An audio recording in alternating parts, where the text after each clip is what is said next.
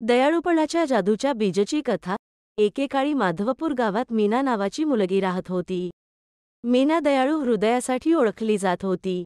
माधवपूर हे एक जादुई ठिकाण होते जिथे बोलणारे प्राणी आणि मंत्रमुग्ध करणारे प्राणी शांतपणे एकत्र राहत होते. एके दिवशी मीनाला तिच्या दारात एक गूढ पार्सल सापडले. तिने पार्सल उघडले तेव्हा त्यात काही मुठभर बिया सापडल्या. पार्सलमध्ये एक छोटीशी चिठ्ठी होती ज्यात लिहिले होते, या बिया प्रेमाने लावा आणि जादू उलगडताना पहा. मीनाच्या डोळ्यात उत्सुकता चमकली. तिच्या घरामागील अंगणात धावत असताना तिच्या आत प्रचंड उत्साह पसरला.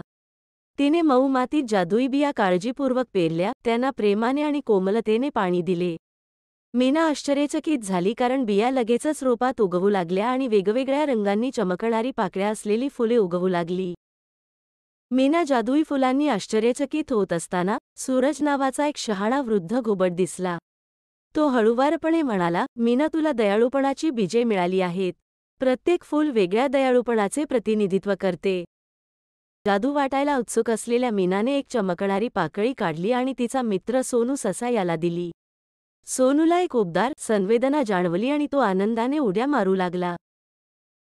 मीनाने सोनूला बियांची जादू समजावून सांगितली आणि त्यांनी मिळून माधवपूर गावात दया पसरवण्याचा निर्णय घेतला. मीना आणि सोनूने पुलाखाली राहणाऱ्या त्यांच्या शेजारी वर्गमित्रांसह पाकळ्या शेअर केल्या.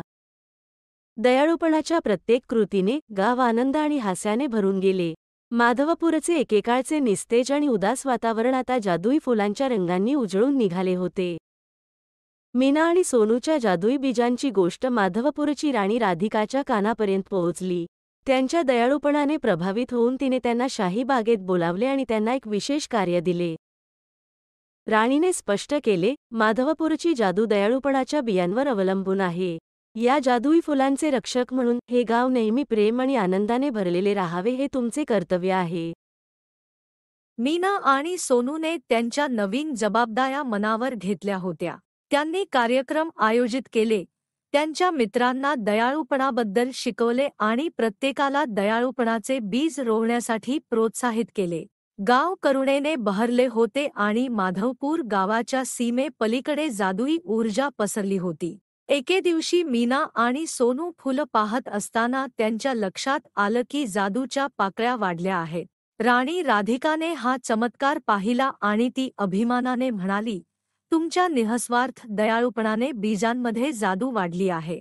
माधवपूर आता सर्वांसाठी प्रेम आणि आनंदाचे ठिकाण आहे. आणि म्हणूनच माधवपूर जादुई फुलांच्या चकाकीने वेढलेले आहे. मीना आणि सोनूने एक मौल्यवान धडा शिकला.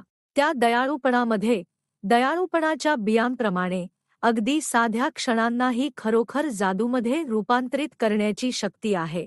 मीना आणि सोनूने माधवपूरच्या प्रत्येक कोपऱ्यात दयाळूपणा आणि प्रेमळपणा पसरवत राहिल्याने हे गाव आनंदाने जगत होते.